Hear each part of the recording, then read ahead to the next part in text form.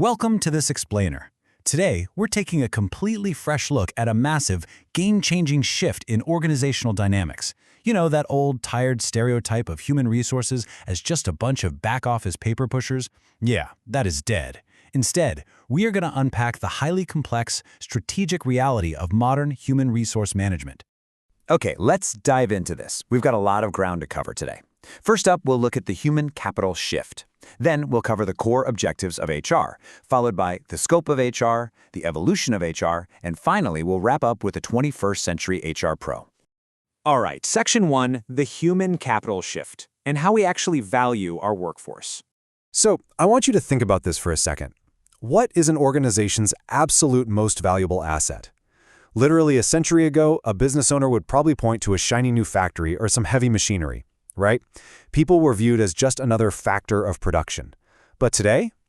Well, we fully realize that all that capital and machinery is completely useless without capable, driven people running them. The contrast between tangible and intangible assets really illustrates this point brilliantly. Think about tangible resources, things like your finances or technology. They are cold. They literally just sit there, require maintenance, and are totally ineffective unless you have skilled operators. But human resources? Your people possess intelligence. They have emotions, creativity, and the unique ability to adapt and learn. You simply cannot manage human brains with rigid mechanical rules. They are the true engines driving culture and innovation. Now, to really ground our understanding, let's look at a foundational academic definition from scholar Edwin B. Flippo. He defines human resource management as the planning, organizing, directing, and controlling of the procurement, development, compensation, integration, maintenance, and separation of human resources to accomplish organizational, individual, and societal objectives. Okay, I know, that is a total mouthful, but it's actually perfect because it proves that managing people isn't just one task. It's a comprehensive strategic managerial function from start to finish. Which brings us right into our modern reality. Today, employees are quite literally human capital. We're talking about the collective knowledge, the competencies, the creativity, and the sheer experience possessed by a workforce. This right here is the paradigm shift. Your people aren't just a cost on a spreadsheet anymore. They are your most vital organizational advantage.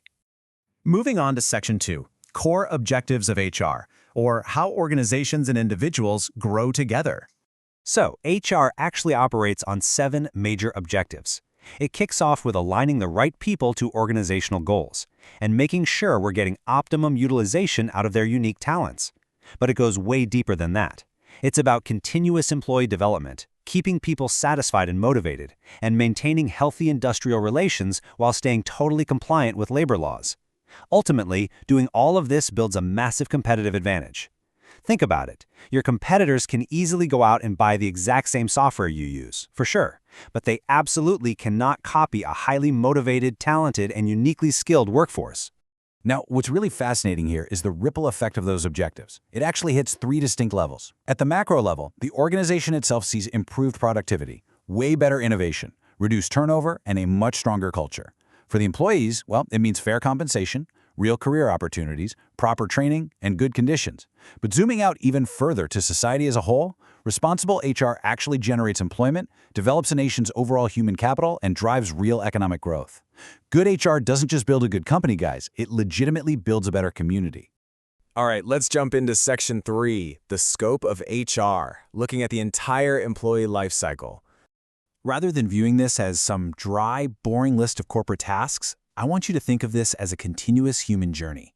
The whole shebang starts with human resource planning, basically forecasting manpower needs. Then it moves into recruitment and selection, and flows right into training and performance management, where employees actually get constructive feedback.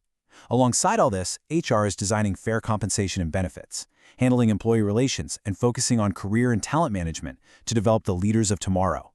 And wrapping around all this today is HR analytics and technology, meaning we're using digital tools to support every single one of these decisions. Section 4, the evolution of HR. Let's see how this field has constantly adapted to change. Let's map out this visual sweep of history, because it's pretty wild.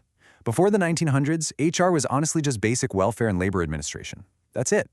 We then progressed into highly procedural personnel management in the early 20th century, before shifting to a behavioral approach by the 1940s, once workplace psychology really took root. By the 80s, human resource management solidified as a formal discipline. And that brings us to today, 2000 and beyond, our current era of strategic, digital, and AI-enabled HR. Every single one of these stages directly reflects the changing economic conditions, management philosophies, and technological leaps of its time. And finally, Section 5, the 21st Century HR Pro, becoming a strategic leader. The modern 21st century HR professional carries a massive, and I mean massive, set of expectations. They have to seamlessly align HR strategies with high-level business objectives. They need to build a culture of innovation, support organizational change, and actively develop future leaders. On top of that, they're championing diversity, equity, and inclusion, and fiercely protecting employee well-being. Plus, as if that wasn't enough, they have to navigate complex data, using HR analytics for evidence-based decisions, all while figuring out how to ethically integrate artificial intelligence into the workplace. No doubt about it, today's HR professionals are high-level strategic leaders. So the absolutely crucial takeaway here is that HR has evolved completely from an administrative specialist into a strategic business partner.